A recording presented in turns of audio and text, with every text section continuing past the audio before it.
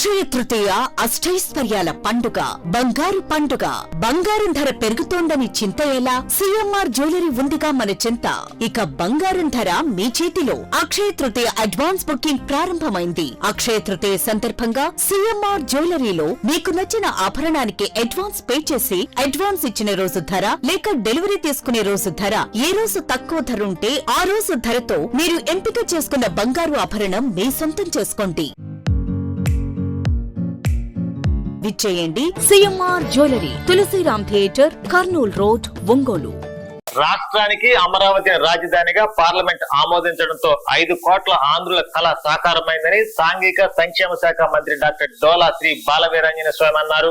అమరావతి చట్టం గురువారం పార్లమెంట్ లో ఆమోదం పొందిన సందర్భంగా ఒంగోలు చర్చ్ సెంటర్ లో తెలుగుదేశం పార్టీ ఆధ్వర్యంలో భారీ స్థాయిలో సంబరాలు నిర్వహించారు. పార్టీ శ్రేణులు బాణాసంచా కాల్చి కేకును కట్ చేసి జై అమరావతి అంటూ నినాదాలు చేశారు. ఈ సందర్భంగా మంత్రి స్వామి మాట్లాడుతూ 2014లో రాష్ట్ర భవిష్యత్తును దృష్టిలో ఉంచుకుని ముఖ్యమంత్రి చంద్రబాబు నాయుడు అమరావతిలో రాజధాని నిర్మాణానికి నిర్ణయించగా అక్కడి రైతులు స్వచ్ఛందంగా ముందుకు వచ్చి భూములు ఇచ్చారన్నారు. అయితే తర్వాత అధికారంలోకి వచ్చిన జగన్మోహన్ రెడ్డి అమరావతిపై విష ప్రచారం చేసి తెలుగు వారి మనోభావాలను దెబ్బతీశారని ఆరోపించారు. ప్రస్తుతం ప్రధాని నరేంద్ర మోడీ సహకారంతో సీఎం చంద్రబాబు, ఉప ముఖ్యమంత్రి పవన్ కళ్యాణ్ ల సంకల్పంతో విభజన చట్టంలోని సెక్షన్ 5 ప్రకారం అమరావతిని ఆంధ్రప్రదేశ్ రాజధానిగా పార్లమెంట్ ఉభయ సభలు ఆమోదించడం హర్షణీయమని అన్నారు. అయితే ఇప్పటికీ జగన్ ఒక సైకోలాగా ప్రవర్తిస్తూ మావేగనని మాట్లాడడం ఆయన మానసిక పరిస్థితికి అద్దం పడుతుందన్నారు.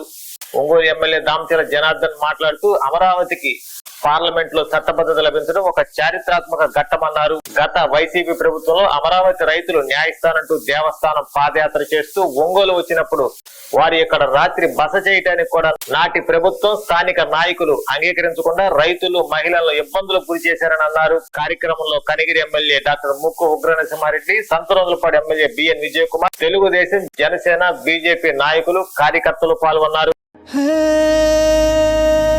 వెలుగులేని గుడిసెల్లోనా నిండుగా దీపం మెరిసేనే, పల్లె నుండి పట్నం దాకా ప్రతి దారి నేడు రహదారులే, శోకం నిండిన గుండెల్లో సంతోషాల చిరుజల్లులు కురిసేనే.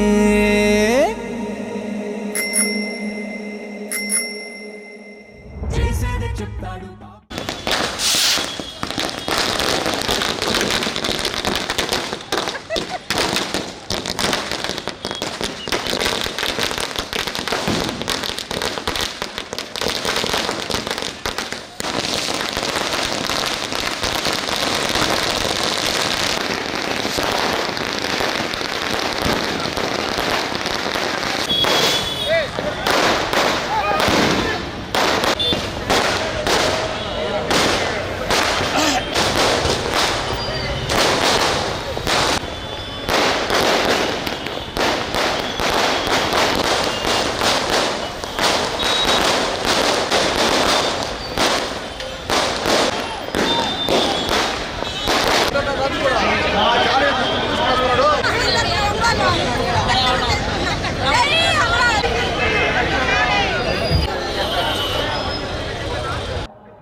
ఆంధ్రప్రదేశ్ రాష్ట్రం విడిపోయిన తర్వాత కేంద్ర ప్రభుత్వ విభజన చట్టంలో 10 సంవత్సరాలు ఉమ్మడి రాజధానిగా హైదరాబాద్ అని చెప్పడం, కానీ తర్వాత మన ప్రీతమ ముఖ్యమంత్రి శ్రీ నారా చంద్రబాబు నాయుడు గారు విజయవాడ, గుంటూరు మధ్య అమరావతి నిర్మాణం చేసుకొని అమరావతి కేంద్రంగా మనం పరిపాలన సాగిస్తున్నాం. తర్వాత కాలంలో ఒక పులివెందుల పులకేసి వచ్చాడు. వచ్చిన తర్వాత రాజధాని 3 ముక్కలు ఆటాడు. ఇక్కడ రాజధాని అవసరం లేదు, నేను ఎక్కడుంటే అక్కడే రాజధాని అన్నాడు. అంటే ఆయన కనుక చెంచులగూడలో ఉంటే అదే రాజధాని అనే విధంగా ఆయన మానసిక పరిస్థితి అలా ఉంది. ఇటువంటి పరిస్థితుల్లో కేంద్రానికి మన ముఖ్యమంత్రి చంద్రబాబు నాయుడు గారు, ఉప ముఖ్యమంత్రి పవన్ కళ్యాణ్ గారు విభజన చట్టంలో అమరావతిని మనం రాజధానిగా చేర్చాలని చెప్పి విజ్ఞప్తి మేరకు 2024 జూన్ 2వ తేదీ వరకు హైదరాబాద్ అనేటువంటి ఉమ్మడి పదం పోయింది కనుక ఆ రోజు నుండి అమరావతి కేంద్రంగా రాజధాని ఏర్పాటు చేయాలని చెప్పేసి తీర్మానం చేయడం జరిగింది. దీనికి కేంద్ర ప్రభుత్వం అసెంబ్లీలో తీర్మానం చేసి 2014 విభజన చట్టంలోని సెక్షన్ 5 సబ్ సెక్షన్ 2లో సవరణ చేయమని పంపించడం జరిగింది. దాని ప్రకారం అమరావతి అసెంబ్లీలో అమరావతి రాజధానిగా చేరుస్తూ సిఆర్డీఏ పరిధి మొత్తం కూడా అమరావతిలోకి వస్తుందనేటువంటి తీర్మానాన్ని చేసి పంపిస్తే నిన్న లోక్సభలోను ఇవాళ రాజ్యసభలోను ఆమోదం పొంది ఈ ఆంధ్రప్రదేశ్ రాష్ట్రానికి అమరావతి రాజధానిగా పార్లమెంట్లో చట్టం చేసినందుకు కేంద్ర ప్రభుత్వానికి ప్రధానమంత్రి మోడీ గారికి ధన్యవాదాలు తెలియజేస్తూ ఈరోజు 5 కోట్ల మంది ఆంధ్రులు బయటకు వచ్చి రోడ్ల మీదకి వచ్చి క్యాండిల్స్ వెలిగించి సెల్ ఫోన్ లైట్లు వెలిగించి ముఖ్యమంత్రి గారికి సంఘీభావంగా ఉప ముఖ్యమంత్రి గారి యొక్క సహకారానికి అండగా మోడీ గారికి ధన్యవాదాలు తెలుపుతూ ఈరోజు క్యాండిల్ ప్రదర్శన చేయడం జరిగింది. ఈరోజు ఆనం రామనారాయణ గారు ఇన్ఛార్జ్ మంత్రి గారు, నేను, ఒంగోలు శాసనసభ్యులు జనార్దన్ గారు, కనిగిరి శాసనసభ్యులు ఉగ్రనరసింహారెడ్డి గారు, సంతలపాడు శాసనసభ్యులు విజయ్ కుమార్ గారు, మేమందరం కూడా ప్రజానీకంతో కలిసి రిమ్స్ హాస్పిటల్ దగ్గర నుంచి కలెక్టరేట్ చర్చ్ సెంటర్ వరకు కూడా క్యాండిల్ ర్యాలీ చేయడం జరిగింది. ఈరోజు చూస్తే పెద్ద ఎత్తున మనకి ప్రజలు ఈ ర్యాలీలో పాల్గొనడం జరిగింది. ఇప్పటికీ కూడా మాజీ ముఖ్యమంత్రికి ఆలోచన రావడంలా నిన్నగాక నిన్న ఏమో వాళ్ళ పార్లమెంట్లో సభ్యులు వాకౌట్ చేస్తారు, ఈరోజు రాజ్యసభలో వాకౌట్ చేస్తారు, మేము వ్యతిరేకిస్తున్నాం అంటారు. మీరు 3 ముక్కలాంటి ప్రజలు తిరస్కరించి 11 పరిమితం చేస్తే మీరు ఎక్కడెక్కడ ఉంటే కొత్తగా ఏదో మెవాగన్ అంట ఏంటనేది మీ మానసిక పరిపక్వత బాగలేదు. ఈరోజు మిమ్మల్ని పులివెందులకే పరిమితం చేసిన పులివెందుల శాసనసభ్యుడిగా మీ భాషని ప్రజలు తిప్పికొడుతున్నారు. ఇలాంటి పరిస్థితుల్లో కేంద్రం ఇచ్చిన హామీ మేరకు ఎన్డీఏ ప్రభుత్వం ప్రధానమంత్రి మోడీ గారు ఈరోజు పాస్ చేసిన దానికి ప్రజలందరూ కూడా దానికి మద్దతుగా వారికి ధన్యవాదాలు తెలియజేస్తున్నారు. ఆ రోజు రాష్ట్రంలోని నలుమూలల నుంచి మట్టి తీసుకొచ్చి నలుమూలల నుంచి పుణ్యజలాలను తీసుకొచ్చి అమరావతితో ప్రజల అనుబంధంతో పాటు ప్రధానమంత్రి గారు యమునా నదితో పాటు పార్లమెంటు సాక్షిగా పార్లమెంటు మీకు అండగా ఉంటుందని పార్లమెంటులోని మట్టి తెస్తే ఆ రోజు మీరు ఎద్దేవా చేయడం జరిగింది. ఈరోజు ఆ పార్లమెంటే ఆంధ్రులకు అండగా ఉన్నామని చెప్పేందుకు నిదర్శనం అని చెప్పి తెలియజేసుకుంటూ ఈరోజు చెప్తున్న వాళ్ళకి మీరు ఎన్ని చేసినా మీరు 11 ఇంకా తగ్గిపోయే పరిస్థితే కానీ ఈ రాష్ట్రంలో మీ మాటలకు విలువ లేదు. ఆ రోజు వచ్చే ధర్మాన కావచ్చు, బొత్స కావచ్చు, మీ వైవి సుబ్బారెడ్డి కావచ్చు, వీళ్ళందరూ కూడా మతి భ్రమించి మాట్లాడుతున్నారు. మీరు అమరావతికి వ్యతిరేకమా కాదా? ఈరోజు అమరావతి వద్దంటారు, మేము అమరావతికి అనుకూలం అంటారు. ఏం మాట్లాడుతున్నావు? మతి భ్రమించి మాట్లాడిన పరిస్థితుల్లో కేంద్రం అమరావతిని చట్ట ప్రకారంగా ఆంధ్రప్రదేశ్ రాష్ట్రానికి రాజధాని చేసింది. ఇది ఒకటే వాళ్ళ బాధ. ఆంధ్రప్రదేశ్కి అమరావతి నిర్మాకరణ ఎవరంటే చంద్రబాబు నాయుడు గారు. చరిత్రలో ఈ పేరు ఉండకూడదు అనేటువంటి అక్కస్తోటి ఆయన 3 రాజధానులు కావచ్చు, ఇవాళ ఏదో మెవాగన్ అంటాం కావచ్చు, ఇవన్నీ కూడా ఆ కుట్రల భాగం చరిత్రలో నిలిచిపోతుంది.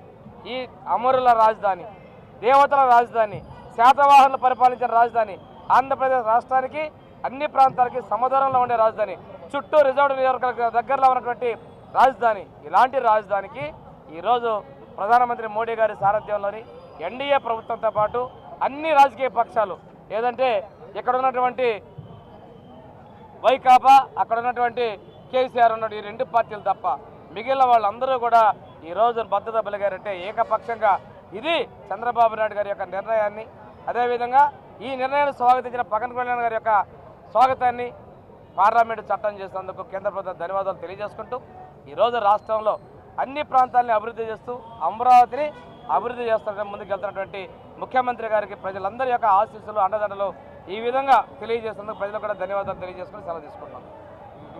అందరికీ నమస్కారాలు. ఈరోజు చాలా శుభదినం. ఎందుకంటే మనకు నిన్న పార్లమెంట్లో ఇవాళ రాజ్యసభలో ఏదైతే ఆమోదం పొందిందో దానికి ముందుగా 1600 రోజులు ఏదైతే అమరావతి రైతులు పోరాడారో వాళ్ళ చేసిన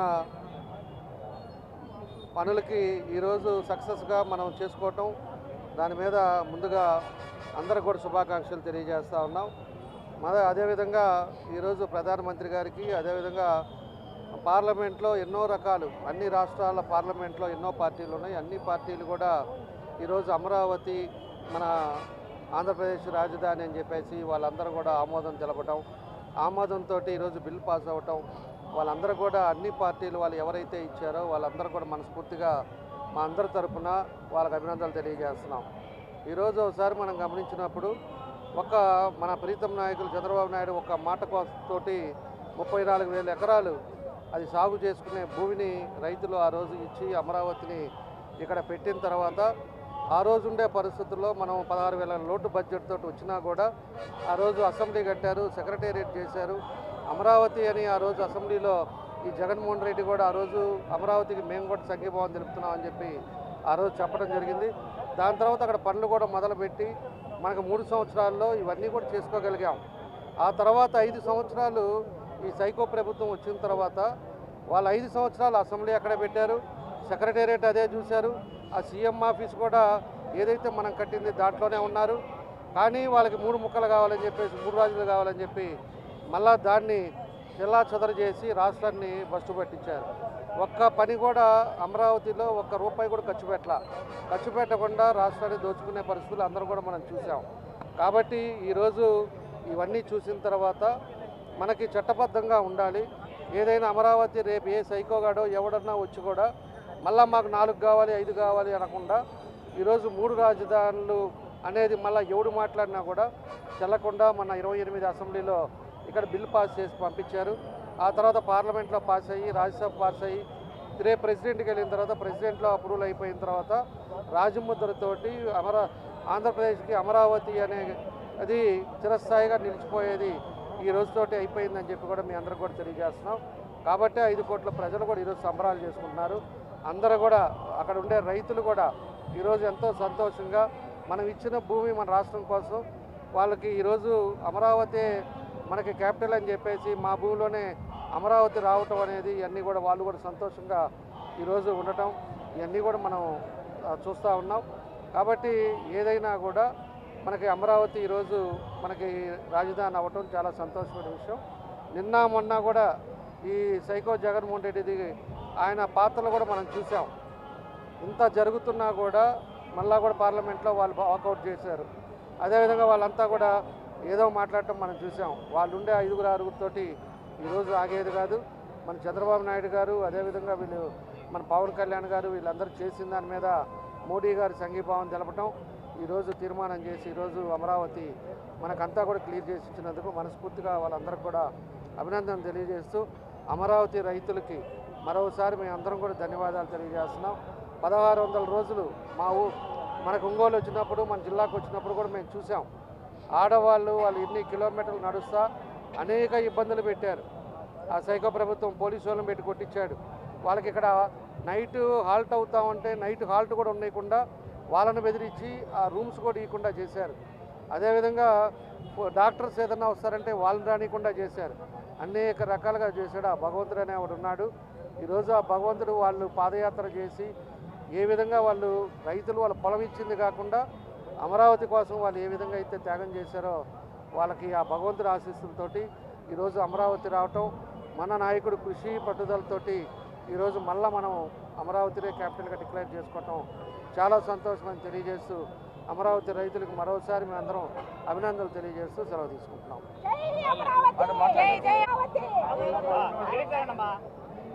ఈరోజు ఏదైతే అమరావతి మన రాజధాని ఆంధ్రలో రాజధానిగా చట్టభద్రత కల్పించినందుకు కేంద్ర ప్రభుత్వానికి మరియు అన్ని రాష్ట్రాల పార్టీలన్నీ కూడా ఎక్సెప్ట్ ఈ సైకో పార్టీ తప్ప మిగతా పార్టీలందరూ కూడా ఏకముఖంగా ఆమోదం తెలిపి ఆంధ్రలో రాజధాని అమరావతి అని చెప్పినందుకు వారిని అందరినీ అభినందిస్తూ మరి ముఖ్యమంత్రి గారు ఒక చట్టభద్రత ఇచ్చి మన ప్రజల్లో ఎప్పుడు అపోహ ఉండకుండా ఏ రోజైనా ఈ ఆంధ్ర రాష్ట్రం ఇంకా బాగుండాలి ముందుకు ఎదగాలనే ఆలోచనతో పనిచేస్తున్న మన ముఖ్యమంత్రి గారికి అభినందన తెలియజేస్తూ దీన్ని సహకరించిన ఎన్డీఏ కుటుంబ సభ్యులు మన ఉప ముఖ్యమంత్రి పవన్ కళ్యాణ్ గారు నరేంద్ర మోడీ గారు అభినందనలు సెలవు.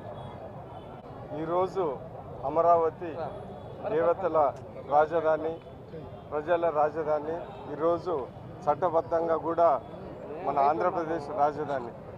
ఈరోజు చంద్రబాబు నాయుడు గారు అదేవిధంగా లోకేష్ గారు పవన్ కళ్యాణ్ గారు వాళ్ళు కృషి చేసి ఎన్డీఏ ప్రభుత్వం పీఎం మోడీ గారి సహకారంతో ఈరోజు అమరావతి మన రాజధానిగా చట్టబద్ధంగా అందరికీ ప్రకటించారు.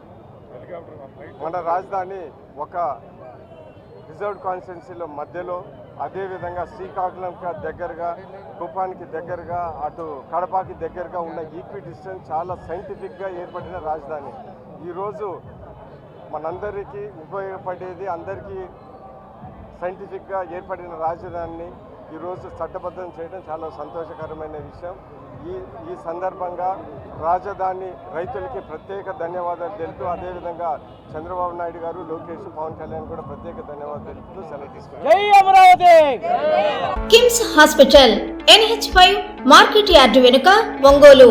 జనరల్ సర్జరీ విభాగం నందు అన్ని రకాల సర్జరీలు, లాప్రోస్కోపిక్ సర్జరీలు చేయబడును.